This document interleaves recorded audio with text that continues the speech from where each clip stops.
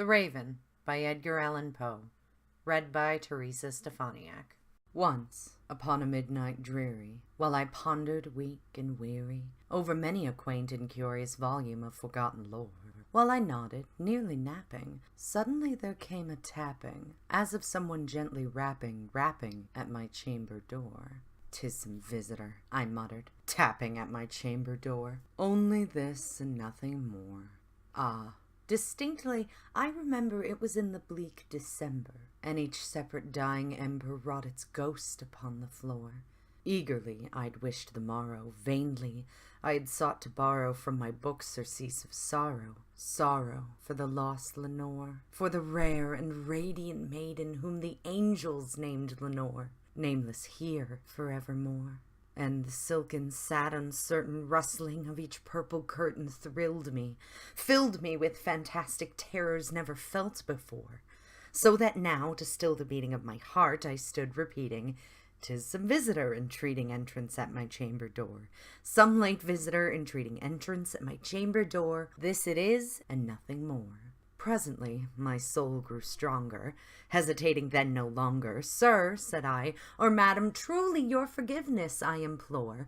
But the fact is I was napping, and so gently you came rapping, and so faintly you came tapping at my chamber door, that I scarce was sure I heard you." Here I opened wide the door. Darkness there, and nothing more.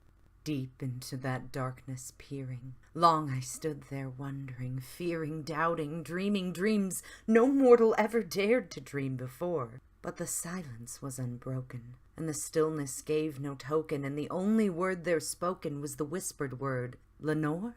This I whispered, and an echo murmured back the word, "Lenore." Merely this, and nothing more. Back into the chamber turning, all my soul within me burning, soon again I heard a tapping, somewhat louder than before. "Surely," said I, "surely that is something at my window lattice. Let me see then what thereat is, and this mystery explore. Let my heart be still a moment, and this mystery explore. 'Tis the wind, and nothing more."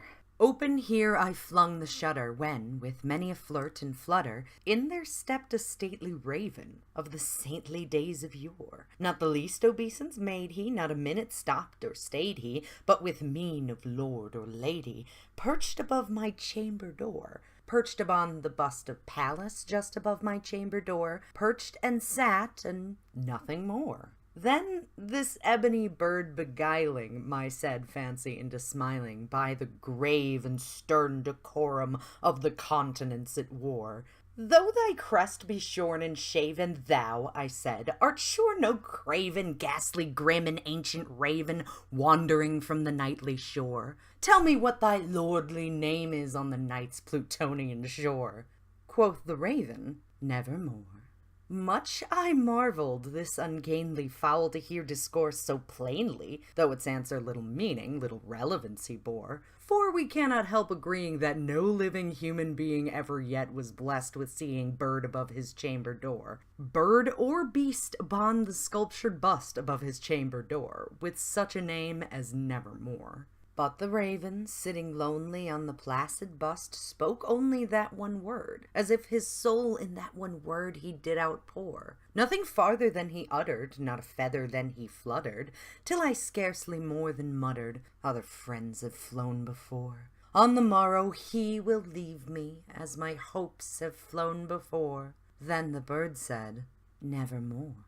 Startled at the stillness broken by reply so aptly spoken, "Doubtless," said I, "what it utters is its only stock and store, caught from some unhappy master, whom unmerciful disaster followed fast and followed faster, till his songs one burden bore, till the dirges of his hope that melancholy burden bore, of never, never more." But the raven, still beguiling all my fancy into smiling, straight I wheeled a cushioned seat in front of bird and bust and door. Then, upon the velvet sinking, I betook myself to linking fancy unto fancy, thinking what this ominous bird of yore, what this grim, ungainly, ghastly, gaunt, and ominous bird of yore meant in croaking, "Nevermore."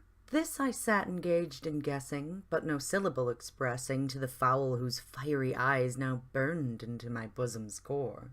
This and more I sat divining, with my head at ease reclining on the cushion's velvet lining that the lamplight gloated o'er, but whose velvet violet lining with the lamplight gloating o'er she shall press, nevermore. Then methought the air grew denser, perfumed by some unseen censer swung by seraphim, whose footfalls tinkled on the tufted floor. Wretch!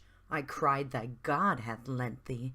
By these angels he hath sent thee respite and nepenthe from thy memories of Lenore. Quaff, oh quaff this kind nepenthe, and forget this lost Lenore. Quoth the raven, nevermore. Prophet, said I, thing of evil, prophet still, if bird or devil, whether tempter sent or whether tempest tossed thee here ashore, desolate yet all undaunted, on this desert land enchanted, on this home by horror haunted, tell me truly, I implore, is there balm in Gilead? Tell me, I implore.